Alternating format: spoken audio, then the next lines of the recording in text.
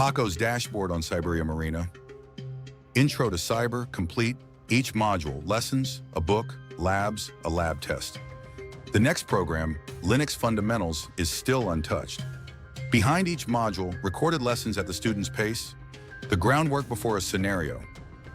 Switch modules, the material follows. And a full book behind everyone, searchable to any topic. This is where the skills are built, long before the test. Intro to Cyber, all modules cleared. The exam. The operations center lights up, a scenario waits. He enters and a clock starts against him. 2 hours here, harder scenarios run a full day. The briefing rebuilds a real incident. No map, no hints, no idea what's coming. He's on his own. 5 missions, each one scored. For most people, this is stressful. Mission 1 throws a link at him, a wall of binary. Copy it. Nobody says how. He searches the open web for a binary to text converter. Paste, convert, and the binary becomes a web address, the first thread to pull. Copy it. First answer, correct. Mission 2, that address hides a file. Download it and find his hash. He opens the address and saves the file. Every scenario builds its own live environment on the internet, its own servers and addresses. Wipe the instant it ends. Nothing here can be memorized or passed on. Then the terminal. He navigates to the file and runs a command to fingerprint it. A hash is a unique signature. Change 1 byte and it changes entirely, which is how you prove a file is exactly what it claims to be. In a real investigation, that same fingerprint is what stands up as evidence. He runs SHA-SUM, gets a hash, and copies it. Paste it in, submit. Wrong.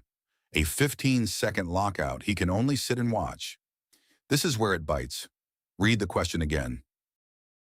It wanted MD5, a different hash entirely. No hint is coming. He searches for the right command, the way anyone does when the syntax slips, and finds it, MD5 sum. Under the clock, knowing where to look is the difference. Back to the terminal, the right command, the correct hash, copied. The slip cost him time he won't get back. But on a real incident, you don't get handed the answer. You claw it out. Submitted, 2 of 5. Mission 3, an address tied to a country, Mexico. A neighbor gets a different variant, so a shared answer flags to the trainer, up to a ban. He remembers a tool from the training videos, viewedinins.info, and opens it. A real geolocation service. Now he digs through the file for the addresses buried in it, testing them one by one. The first resolves to Tokyo. Wrong. And he has no idea how many more he'll have to try. He keeps scanning. That grind, working a haystack blind, is exactly what the exam is built to measure.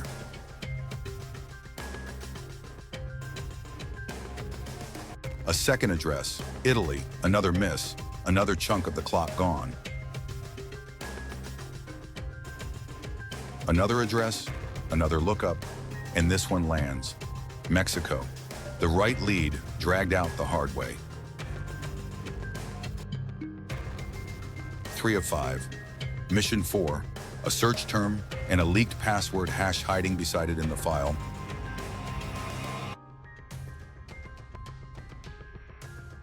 He searches the file, finds the term at once, and copies the string beside it.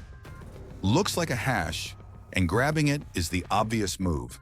But the obvious move is what the exam baits, and this trap is about to snap. Wrong, again. Another lockout, another slice of the clock. The exam does not forgive a careless read. It said uncover the password, not the hash. The hash is just the lock over it, and he has seen exactly this in training.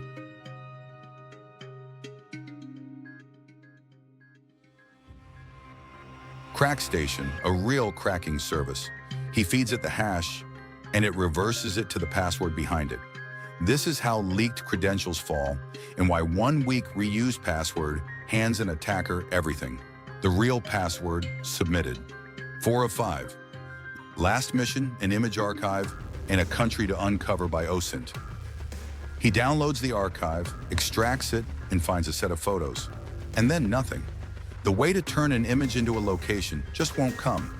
Every student hits this wall, and under a running clock, with the end in sight, that blank is where the pressure is real.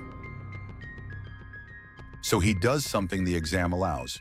He steps back into the training itself. Straight to the Google module, opens the book, scans the contents, and there it is. Reverse image search and visual OSINT. This is the whole idea. Training and exam are one system, and knowing where to look is itself a skill the scenario rewards. Back to the exam, method in hand.